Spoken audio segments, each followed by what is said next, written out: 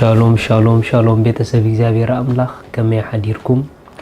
ሰላም ጸጋ ምሕረትና ክርስቶስ ምስ ኩልኩም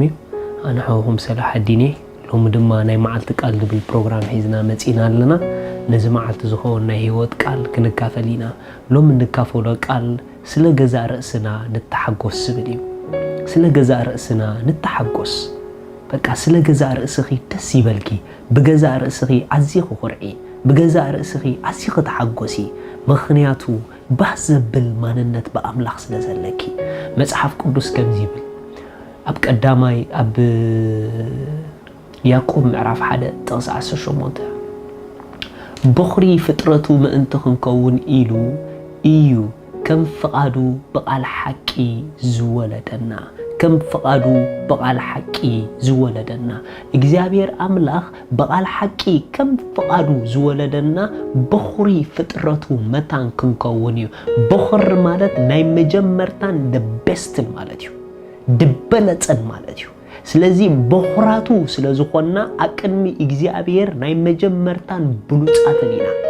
ስለዚህ እግዚአብሔር ናዓና خريئና ሆሎ ከም ናይ መጀመርታን ብሉጻትን በخራቱን ጌሪ ይዝርኤና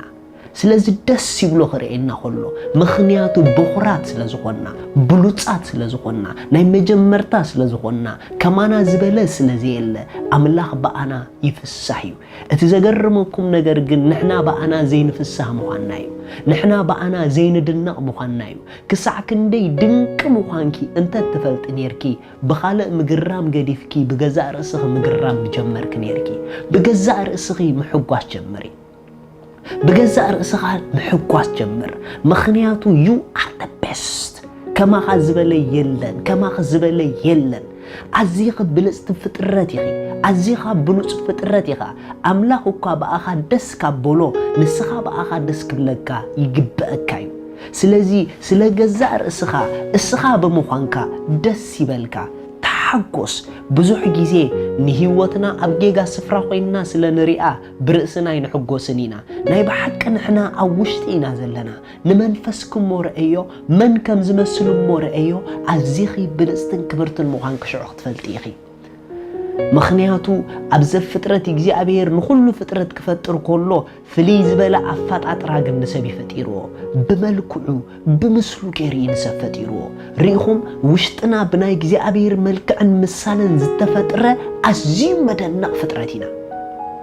ስለዚህ ስለ ገዛ ርእስና ኣዝይና ክንሕጎስ ይግብአና እዩ እግዚአብሔር ንኹሉ ጽቡቕ ኮነ እንዳበለ ኸይድ ጸኒሑ ኣብ ዘፍጥረት ምዕራፍ 1 ጥቅስ 32 ግን ንሰብ ምስ ፈጠረ ብዙሕ ጽቡቕ ኮነ ኢልዎ ብዙሕ ጽቡቕ ኮነ ኢልዎ ዋይ ተተባሃለ ሰብ ብምፍጣሪ ብዙሕ ጽቡቕ ነገር ኣቢልዎ ስለዚህ ሓፍተይ ሓወይ ኣዝይኻ ብዙሕ ጽቡቕ ስለ ዝኾንካ ስለ ገዛ ርእስኻ ተገረም ንገዛ ርእስኻ ብደገይ ትርአያ ንገዛ ርእስኻ ብውሽጥኻ ርአያ ካብዚ ደገኻ ዝኸበረ ማንነት ኣብ ውሽጥኻ ኣሎ እዚ ደገኻ ማሕደር ናይ ትኽክለኛ ማንነትካ እዩ ንስኻ ማለት ናይ ውሽጢ ሰብ ኢኻ ንዕኡ ብዝራእካዮ መጠን ንእግዚአብሔር ክብሪ ክትህብ ክጅምር ኢኻ ኣዝይኻ መገረም ኢኻ ክድቅስን ክትስእን ከለኻ ስለ ገዛ ርእስኻ ተሓጎስ ንኣምላኽ ብምምሳልካ بملكو بمفتاركا أزيو يجرمكا بخور فطرته بمخانكا علل تدنق مصحف قدوس أب مزمور داويد كمزي يزبل هاليلويا مزمور داويد 139 مزمور داويد 139 تقص 14 مستنكرن دنكن ጌርካ ፈጢርካኒ ኢኻሞ ክማስወካኤ ግብርታትካ መስተንክሪው ነፍሰይ ኣጸቢቓ ትፈልጦ ሪኹም መስተንክርን ድንቅን ጌርካ ፈጢርካኒ ኢኻሞ ክማስወካኤ ከመስግነካኤ